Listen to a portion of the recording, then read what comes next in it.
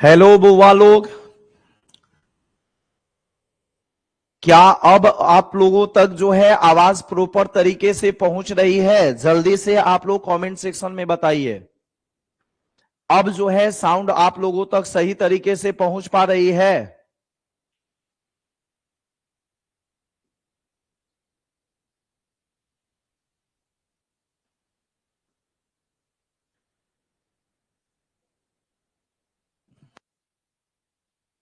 जल्दी से आप लोग कमेंट सेक्शन में फास्ट रिप्लाई कीजिए कि अब जो है आप सभी तक आवाज पहुंच पा रही है ना। चलिए ठीक है, ओके। आइए, ये जो लेक्चर है एक्सरसाइज 3 का लेक्चर नंबर 6 है, एल्डिहाइड एवं कीटोन में अंतर स्पष्ट करें। तो देखिए, सबसे पहले हम लोग जो एल्डिहाइड और कीटोन में अंतर लिखेंगे, यह अंतर का पहला पॉइंट क्या होगा?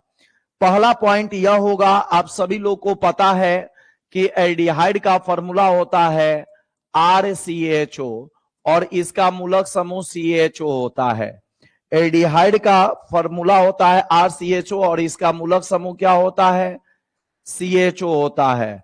तो पहला अंतर होगा कि इसका मूलक समूह CHO होता है। आप लोग जो है बीच में लाइन ड्रॉ करके अलग अलग जो है लिख सकते हैं।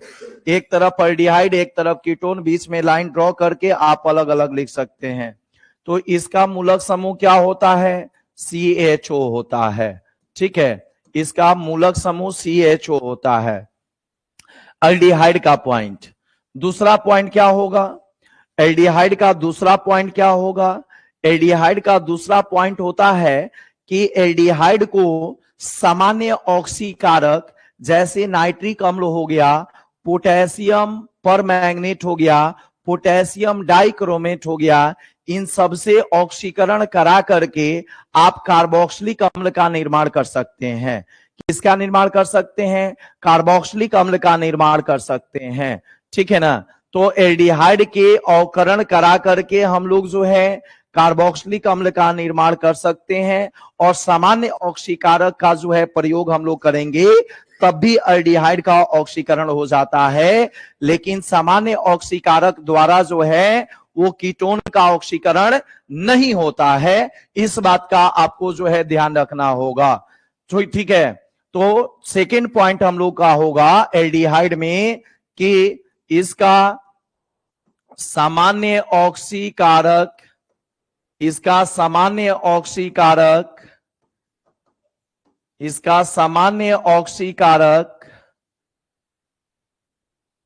या इस सेंटेंस को ऐसे लिखिए कि इसका ऑक्सीकरण सामान्य ऑक्सीकारक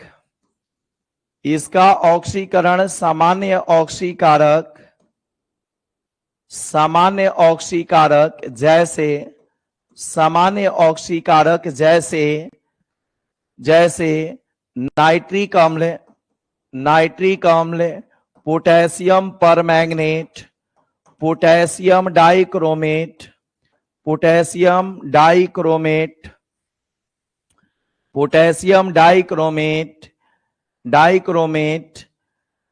एवं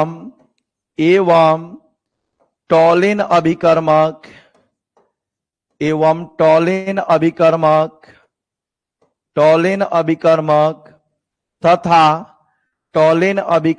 तथा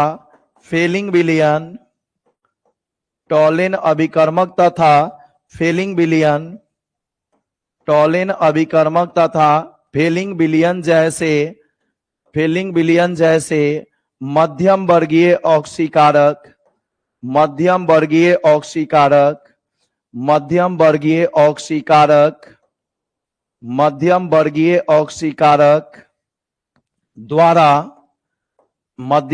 ऑक्सीकारक द्वारा ऑक्सीकरण कराने के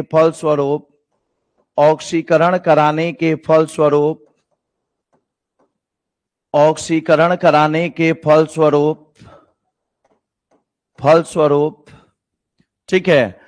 तो इसका ऑक्सीकरण सामान्य ऑक्सीकारक जैसे HNO3, KMNO4, K2Cr2O7 एवं टॉलिन अभिकर्मक तथा फेलिंग विलियन जैसे मध्यम वर्गीय मध्यम वर्गीय ऑक्सीकारक द्वारा ऑक्सीकरण कराने के फलस्वरूप कार्बोक्सिलिक अम्ल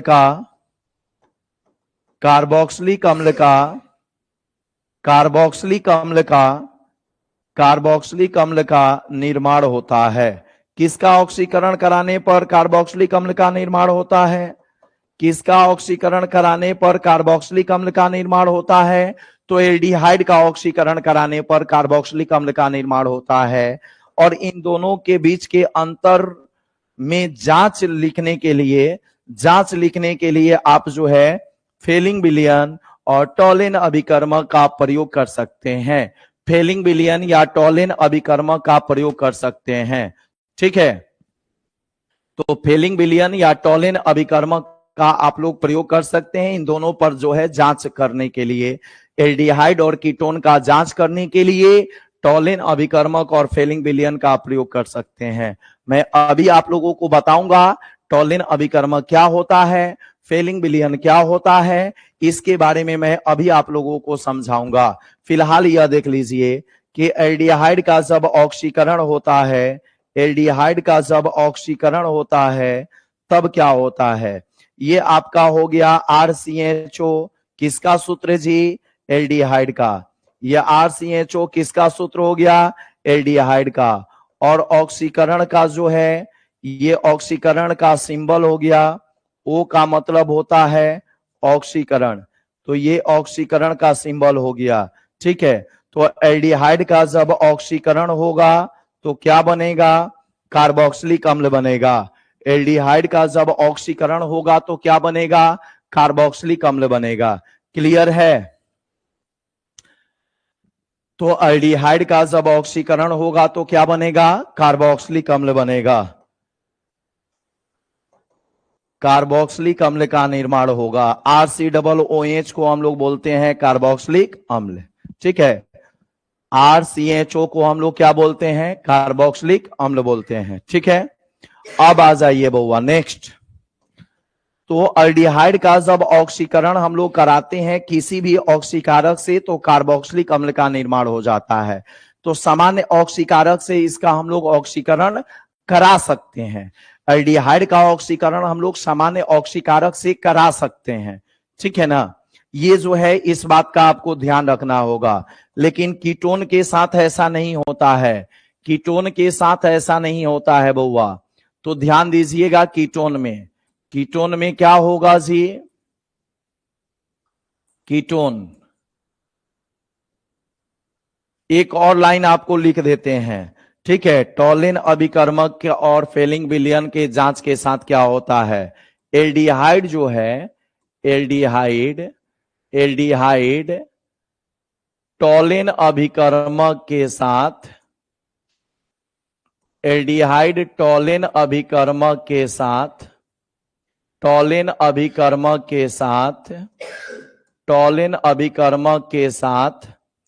अभिक्रिया करने के फलस्वरूप, एल्डिहाइड टॉलिन अभिकर्मक के साथ अभिक्रिया करने के फलस्वरूप, तो बताएंगे आप सभी लोग कि टॉलिन अभिकर्मक जो है, जो आपको यहां पर टॉलिन अभिकर्मक दिख रहा है, यह ऑक्सीकारक है कि अकारक है? आप सभी लोग जल्दी से एक बार कमेंट सेक्शन में रिप्लाई कीजिए। बीटेश्वर कुमार, मोहित कुमार, आदित्य रॉकी, आप जल्दी से रिप्लाई कीजिए। ठीक है, धर्मेंद्र, शिवम, जल्दी से आप सभी लोग रिप्लाई कीजिए कि टॉलिन अभिकर्मक जो है ये ऑक्सीकारक होता है कि अकारक होता है? देखें, जल्दी से आप सभी लोग कमेंट सेक्शन में रिप्लाई कीजिए कि टॉलिन अभिकर्मक जो है वो ऑक्सीकारक होता है कि अकारक होता है? जल्दी से रिप्लाई कीजिए। यहां पर है ये, तो उसको उस पर छोड़िए। जल्दी से आप लोग रिप्लाई कीजिए।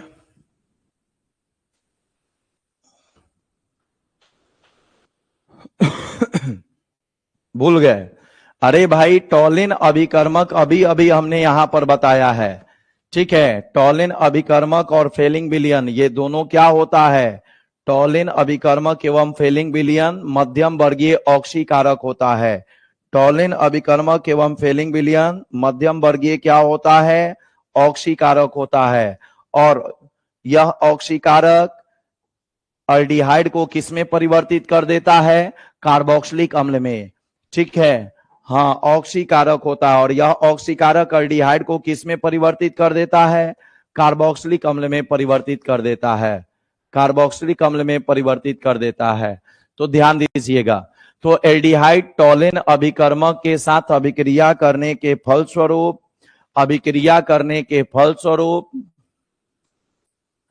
कार्बोक्सिलिक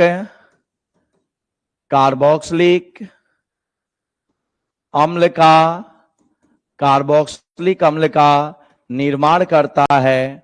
कार्बोक्सिलिक अम्ल का निर्माण करता है और पात्र की दीवार पर, पात्र मतलब जिस बर्तन में यह अभिक्रिया होती है, जिस बर्तन में एल्डिहाइड और टॉलिन अभिकर्मक उपस्थित होता है।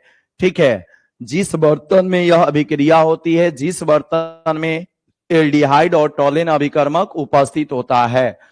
ठीक है, और पात्र की दीवार पर सफेद रंग का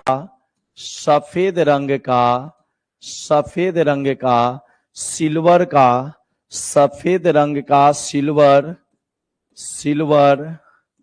का परत बन जाता है। सिल्वर का परत जम जाता है या बन जाता है। सिल्वर का परत बन जाता है। अतः इस जांच को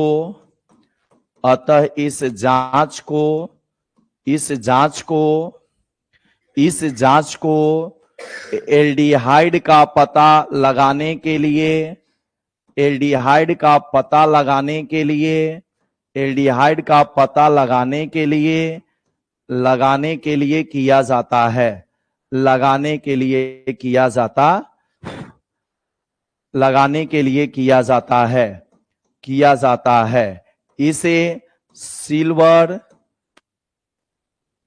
इस जांच को हम लोग क्या कहते हैं? इस जांच को सिल्वर दर्पण जांच कहा जाता है। इस जांच को क्या कहा जाता है? सिल्वर दर्पण जांच, सिल्वर मिरर टेस्ट कहा जाता है। सिल्वर मिरर टेस्ट कहा जाता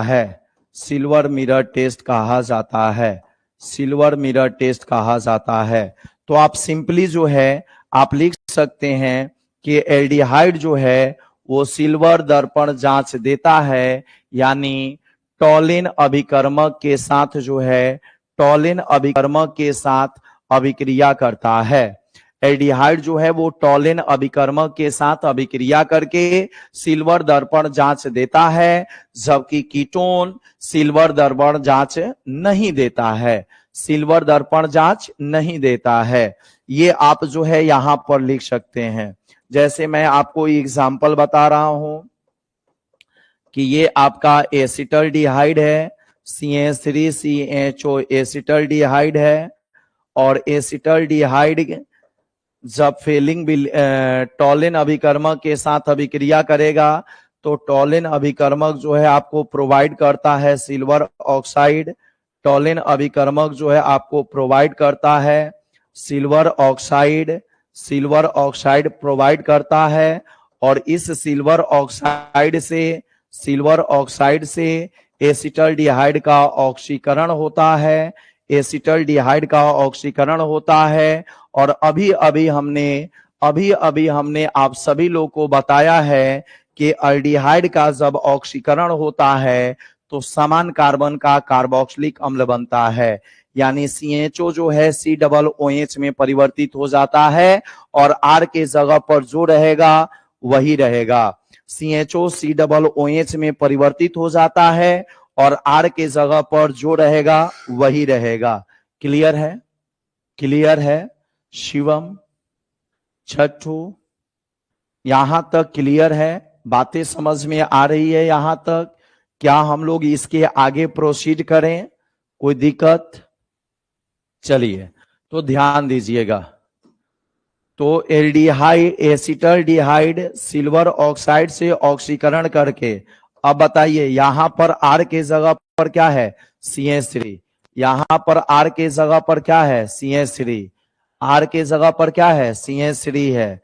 तो CH3 में क्या लगा देंगे? COOH। CHO किस में बदल गया? CH3 COOH में। CHO COOH में बदल गया। तो इसको हम लोग कौन सा अम्ल बोलेंगे? एसिटिक अम्ल बोलेंगे। इसको हम लोग कौन सा अम्ल बोलेंगे? एसिटिक अम्ल बोलेंगे। कोई दिक्कत? तो एसिटल्डिहाइड किस में परिवर्तित हो जाता है? एसिटिक अम्ल में। एसिटल्डिहाइड किस में परिवर्तित हो जाता है? एसिटिक अम्ल में परिवर्तित हो जाता है। ठीक है। अब कहिएगा कि सर ये टॉलिन अभिकर्मक के बारे में बता दीजिए। टॉलिन अभिकर्मक के बारे में बता दीजिए कि टॉलिन अभिकर्मक क्या होता है। तो देखो बउआ, आमोनिकल सिल्वर नाइट्रेट, आमोनिकल सिल्वर नाइट्रेट विलयन को, आमोनिकल सिल्वर नाइट्रेट विलयन को, आमोनिकल सिल्वर नाइट्रेट विलयन को क्या कहते हैं?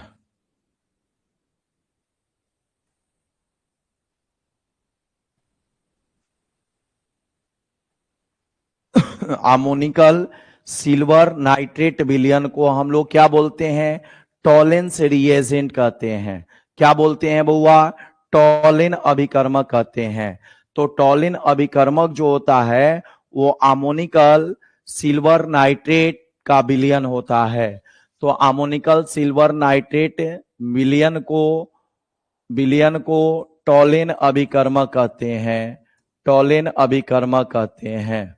ठीक है, टॉलिन अभिकर्मक कहते हैं। टॉलिन अभिकर्मक कहते हैं।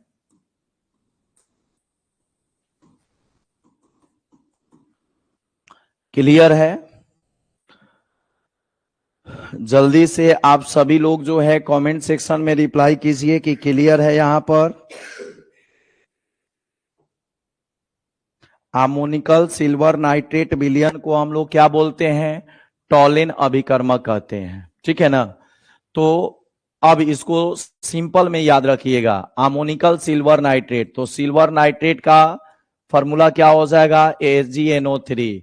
और आमोनिकल विलयन का मतलब हो गया अमोनियम हाइड्रोक्साइड। तो इसी को हम लोग जो है, इसी को हम लोग क्या बोलते हैं? टॉलिन अभिकर्मक कहते हैं। इसी को टॉलिन अभिकर्मक कहा जाता है। ठीक है। और यह आपस में अभिक्रिया करके क्या देता है? सिल्वर ऑक्साइड देता है। और यही सिल्वर ऑक्साइड जो है वह अल्डिहाइड का ऑक्सीकरण कराता है, यानी ऑक्सीकारक का कार्य करता है। यही सिल्वर ऑक्साइड जो है वो अल्डिहाइड का ऑक्सीकरण कराता है, यानी ऑक्सीकारक का कार्य करता है। क्लियर? यहां तक बातें क्लियर है? आगे हम लोग बढ़ें तो अमोनिकल AgNO3 के विलयन को हम लोग टॉलिन अभिकर्मक कहते हैं। या आपस में अभिक्रिया करके सिल्वर ऑक्साइड देता है, और सिल्वर ऑक्साइड ही एल्डिहाइड का ऑक्सीकरण कराता है, मतलब ऑक्सीकारक का कार्य करता है। और जिस पात्र में यह अभिक्रिया होता है उस पात्र की दीवार पर सिल्वर का परत जम जाता है, जिसे हम लोग सिल्वर दर्पण जांच कहते हैं। जिसे हम लोग क्या कहते हैं? सिल्वर दर्पण जांच कहते हैं। तो सिल्वर दर्पण जांच केवल अल्डिहाइड द्वारा प्रस्तुत किया जाता है, कीटोन के द्वारा प्रस्तुत नहीं किया जाता है। केवल अल्डिहाइड के द्वारा प्रस्तुत किया जाता है, कीटोन के द्वारा प्रस्तुत नहीं किया जाता है। चलिए अब हम लोग आगे बढ़ते हैं बुआ। नेक्स्ट, अगला नंबर। तो अल्डिहाइड टॉलिन अभिकर्मक के साथ भी अपना जांच प्रदर्शित करता है, और फेलिंग विलयन के साथ भी अपना जांच प्रदर्शित करता है। फेलिंग विलयन के साथ भी अपना जांच प्रदर्शित करता है। तो हम लोग लिखेंगे कि एल्डिहाइड एल्डिहाइड फेलिंग विलयन के साथ भी, फेलिंग विलयन इसके बारे में भी आपको बता रहे हैं, थोड़ा सा सब्र रखें, ठीक है। एल्डिहाइड फेलिंग विलयन, फेलिंग विलयन, फेलिंग APH ये जो है एच साइलेंट इसमें रहता है। फेलिंग विलयन के साथ, एल्डिहाइड फेलिंग विलयन के साथ भी अपना जांच प्रदर्शित करता है। फेलिंग विलयन के साथ भी अपना जांच प्रदर्शित करता है। फेलिंग विलयन के साथ भी अपना जांच प्रदर्शित करता है। बात समझ गए ना? तो एल्डिहाइड फेलिंग विलयन के साथ भी अपना जांच प्रदर्शित करता है, जांच प्रदर्शित करता है और ऑक्सीकृत होकर, ऑक्सीकृत होकर, ऑक्सीकृत होकर, ऑक्सीकृत होकर कार्बोक्सिलिक अम्ल का निर्माण करता है। ऑक्सीकृत होकर के किसका निर्माण करता है? कार्बोक्सिलिक अम्ल का निर्माण करता है। कार्बोक्सिलिक अम्ल का निर्माण करता है, निर्माण करता है, निर्माण करता है, ठीक है। तो जब हम लोग एल्डिहाइड में फेलिंग विलयन को डालते हैं, जब हम लोग एल्डिहाइड में किसको डालते हैं? फेलिंग विलयन को डालते हैं, तो उस कंडीशन में भी एल्डिहाइड का ऑक्सीकरण होता है और कार्बोक्सिलिक अम्ल का निर्माण होता है। उस कंडीशन में भी एल्डिहाइड का ऑक्सीकरण होता है और कार्बोक्सिलिक अम्ल का निर्माण होता है। इस बात को आप याद रखिएगा। लेकिन इसके साथ भी, फेलिंग विलयन के साथ भी कीटोन का अभिक्रिया नहीं होता है। तो ये जो है एल्डिहाइड को जांच करने का एक मेथड है, ठीक है। अब कहिएगा कि सर जब टॉलिन अभिकर्मक के साथ अभिक्रिया करता है तो पात्र के दीवार के चारों तरफ जो है वो सिल्वर जम जाता है, तो इसमें क्या पात्र के दीवार के चारों तरफ कोई परत जमता है? बिल्कुल बउआ, यहां पर भी पात्र के दीवार के चारों तरफ जो है वो ब्राउन कलर का प्रेसिपिटेट जम जाता है, भूरे रंग का परत जम जाता है, ठीक है ना। और यही पहचान होता है कि इसमें फेलिंग विलयन जो है वो डाला गया है, ठीक है। तो इस अभिक्रिया के फलस्वरूप, इस अभिक्रिया के फलस्वरूप, इस अभिक्रिया के फलस्वरूप, इस अभिक्रिया के फलस्वरूप पात्र के दीवार के चारों तरफ, पात्र की दीवार के चारों तरफ, पात्र की दीवार के चारों तरफ भूरे रंग का, भूरे रंग का कॉपर का अवक्षेप, भूरे रंग का कॉपर का अवक्षेप यानी पीपीटी, पीपीटी जम जाता है। भूरे रंग का कॉपर का अवक्षेप यानी पीपीटी जम जाता है, जम जाता है, ठीक है, जम जाता है। अब आ जाइए, अब कहिएगा कि सर जैसे आपने जो है टॉलिन अभिकर्मक के बारे में बताया उसी प्रकार फेलिंग विलयन के बारे में भी बताइए कि फेलिंग विलयन क्या होता है। तो समझिए फेलिंग विलयन क्या होता है बउआ। फेलिंग विलयन क्या होता है? फेलिंग विलयन क्या होता है? यह कॉपर सल्फेट एवं सोडियम, सोडियम पोटेशियम टर्टरेट, टर्टरेट का मिश्रण होता है, मिश्रण होता है जो क्या प्रोवाइड करता है? Cu2O प्रोवाइड करता है। जो क्या प्रोवाइड करता है? Cu2O प्रोवाइड करता है। कॉपर ऑक्साइड प्रोवाइड करता है, Cu2O प्रोवाइड करता है, ठीक है। Cu2O जो है ये हम लोगों को प्रोवाइड करता है, ठीक है ना। कॉपर ऑक्साइड प्रोवाइड करता है, ठीक है, जो रेडिश ब्राउन प्रेसिपिटेट का निर्माण करता है। प्रेसिपिटेट मतलब अवक्षेप, जिसे हमने शॉर्टकट में पीपीटी लिखा है। तो पीपीटी का फुल फॉर्म होता है प्रेसिपिटेट, प्रेसिपिटेट होता है। ठीक है, तो ये जो है फेलिंग विलयन होता है, ये जो है फेलिंग विलयन होता है। ठीक है, इसमें क्या होता है कि एल्डिहाइड Cu2+ के साथ क्षारीय विलयन में अभिक्रिया करके जो है कार्बोक्सिलेट आयन का निर्माण करता है, H2O का निर्माण करता है और Cu2O का निर्माण करता है। ठीक है, देख लीजिए इस प्रकार से अभिक्रिया होती है। ये आपका एल्डिहाइड हो गया, ये एल्डिहाइड हो गया, ये जो है आपको Cu2+ हो गया, Cu2+ हो गया, OH- हो गया। ठीक है, ये कार्बोक्सिलेट आयन बनेगा। ठीक है, ये जो है ब्राउन प्रेसिपिटेट बनेगा, भूरे रंग का अवक्षेप बनेगा और प्लस क्या बनेगा, H2O, प्लस क्या बनेगा, H2O। ठीक है, तो इस प्रकार से यह जो है रिएक्शन होता है जब हम लोग फेलिंग विलयन को एल्डिहाइड में डालते हैं। जब हम लोग फेलिंग विलयन को एल्डिहाइड में डालते हैं तो इस प्रकार से जो है अभिक्रिया होती है। ठीक है, इस प्रकार से अभिक्रिया होती है।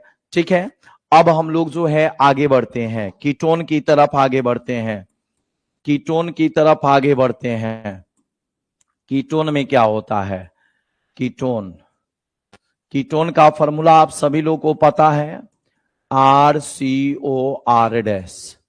ठीक है, कीटोन में तो आप अंतर जो है अलग अलग करके भी लिख सकते हैं। सबसे पहला अंतर में पहला पॉइंट होगा कि कीटोन का मूलक समूह, कीटोन का मूलक समूह CO होता है, कीटोन का मूलक समूह C+O यानी CO होता है, कीटोन का मूलक समूह CO होता है। दूसरा पॉइंट हम लोग लिख लेंगे, दूसरा पॉइंट लिख लेंगे कि कीटोन, कीटोन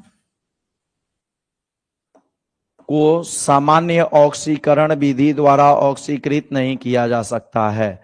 कीटोन को सामान्य ऑक्सीकरण विधि द्वारा, सामान्य ऑक्सीकरण विधि द्वारा, सामान्य ऑक्सीकरण विधि द्वारा ऑक्सीकृत नहीं किया जा सकता है, ऑक्सीकृत नहीं किया जा सकता है। कीटोन को सामान्य ऑक्सीकरण विधि द्वारा ऑक्सीकृत नहीं किया जा सकता है, नहीं किया जा सकता है।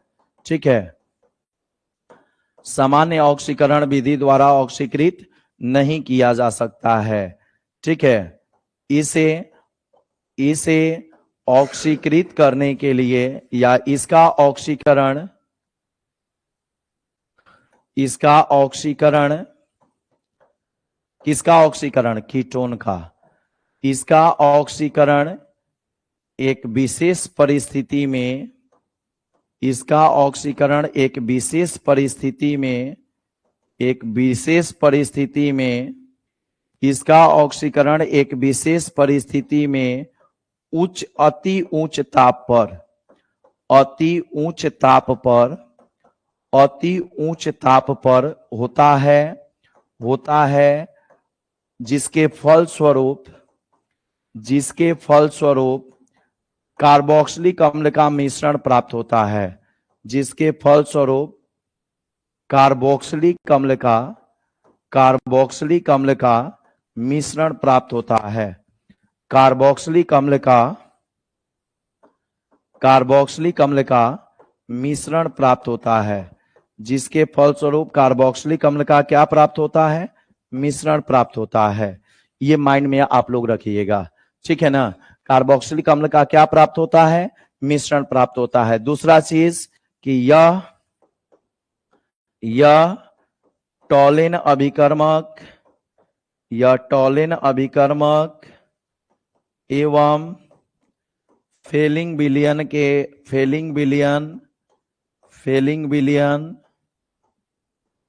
के साथ जांच प्रस्तुत नहीं करता है, ठीक है, यह फेलिंग विलयन एवं टॉलिन अभिकर्मक के साथ जांच प्रस्तुत नहीं करता है, यानी अभिक्रिया नहीं करता है। ठीक है, फेलिंग विलयन और टॉलिन अभिकर्मक के साथ जांच प्रस्तुत नहीं करता है, अभिक्रिया नहीं करता है। ये जो है कीटोन की कहानी है, ठीक है, ये कीटोन की कहानी है, ठीक है। बाकी अवकरण तो दोनों का होता है, अल्डिहाइड का भी अवकरण करा करके आप अल्केन बना सकते हैं, कीटोन का भी अवकरण करा करके अल्केन बना सकते हैं। अभी अभी हमने आपको पिछले लेक्चर में क्लीमेंसन अवकरण अभिक्रिया बताया है। तो क्लीमेंसन अवकरण अभिक्रिया जो है वो अल्डिहाइड के द्वारा भी प्रदर्शित होता है, कीटोन के द्वारा भी प्रदर्शित होता है। अल्डिहाइड और कीटोन दोनों जो है क्लीमेंसन अवकरण अभिक्रिया प्रस्तुत करते हैं, ठीक है। यहां तक जो है आप लोगों को कंप्लीट है जी? क्या यहां तक कंप्लीट है?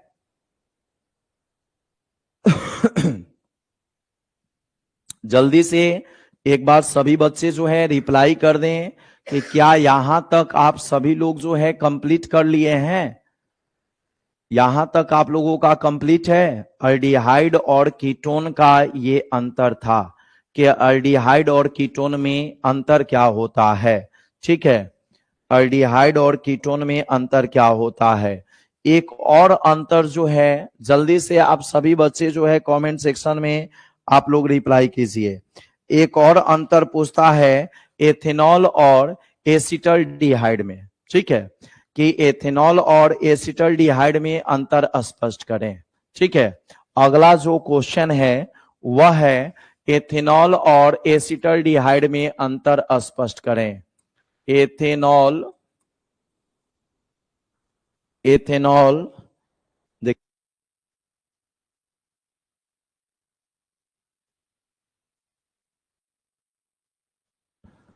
एथेनॉल एवं एसिटल्डिहाइड में अंतर स्पष्ट करें। एथेनॉल एवं एसिटल्डिहाइड में अंतर स्पष्ट करें। एथेनॉल एवं एसिटल्डिहाइड में अंतर, ठीक है, अंतर।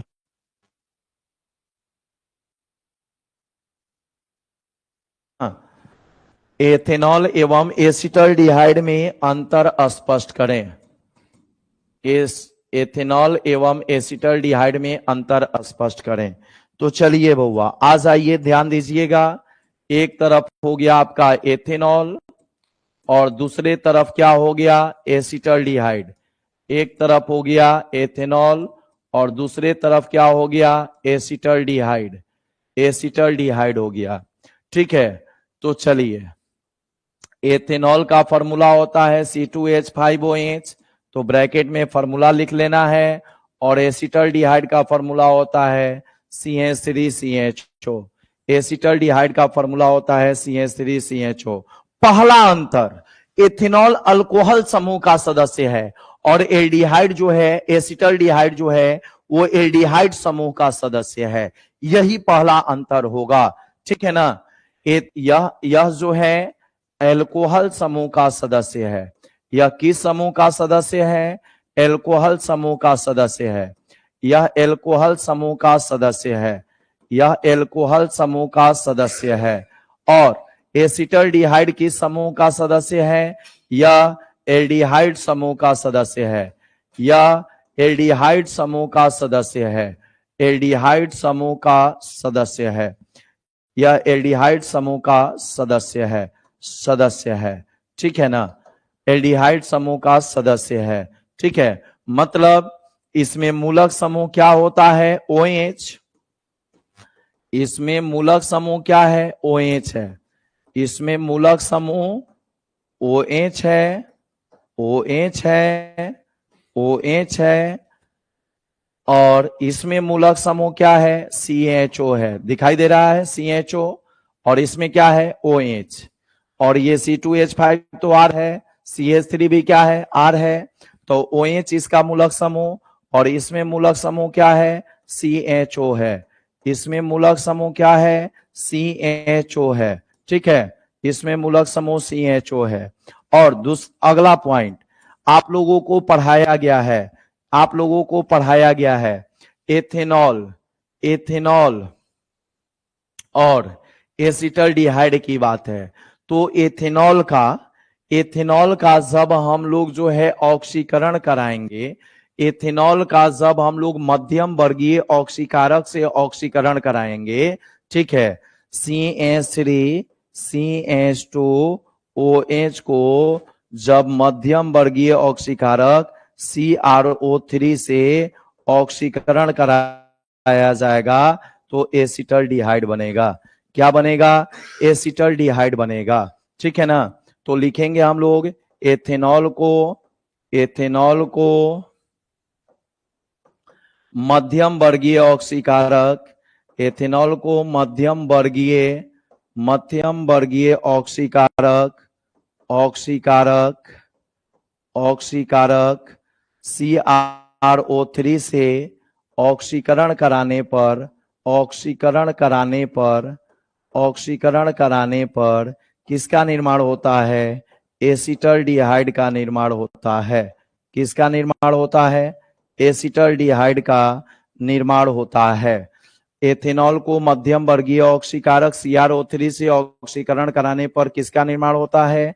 एसिटल्डिहाइड का निर्माण होता है। एसिटल्डिहाइड का निर्माण होता है। और एसिटल्डिहाइड का क्या होता है? एसिटल्डिहाइड का अवकरण कराने पर, ध्यान दीजिएगा, एसिटल्डिहाइड का अवकरण कराने पर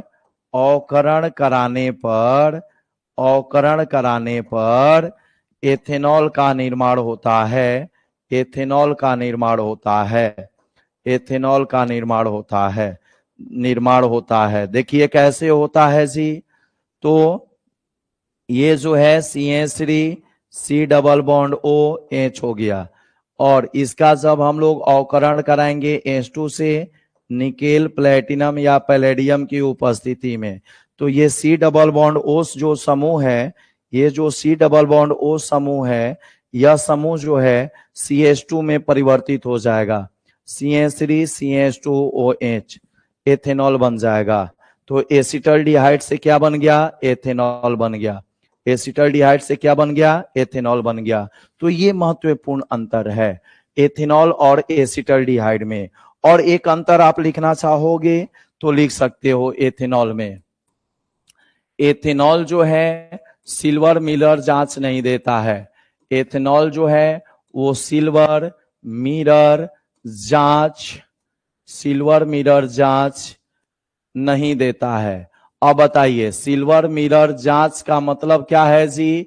अभी आपको हम पढ़ाए हैं। सिल्वर मिरर जांच कब देता है, कौन देता है? तो सिल्वर मिरर जांच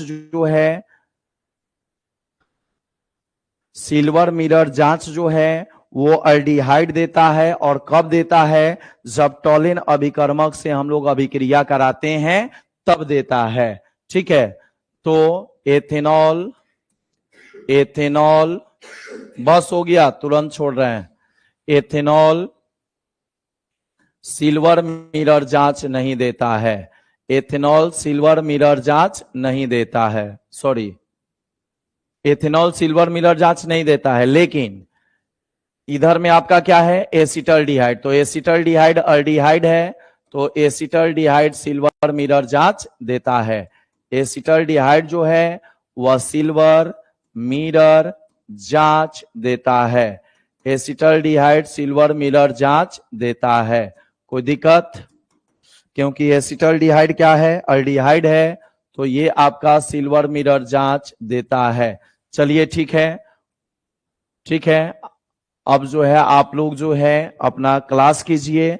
अब यहीं पर इस लेक्चर को समाप्त किया जाता है। फिर इससे आगे का लेक्चर जो है नेक्स्ट क्लास में हम लेकर के आ रहे हैं। ओके, धन्यवाद। इसी प्रकार आप सभी लेक्चर का क्वेश्चन जो है याद करते रहें, रेगुलर वीडियो को देखते रहें। ठीक है, ओके, थैंक्स।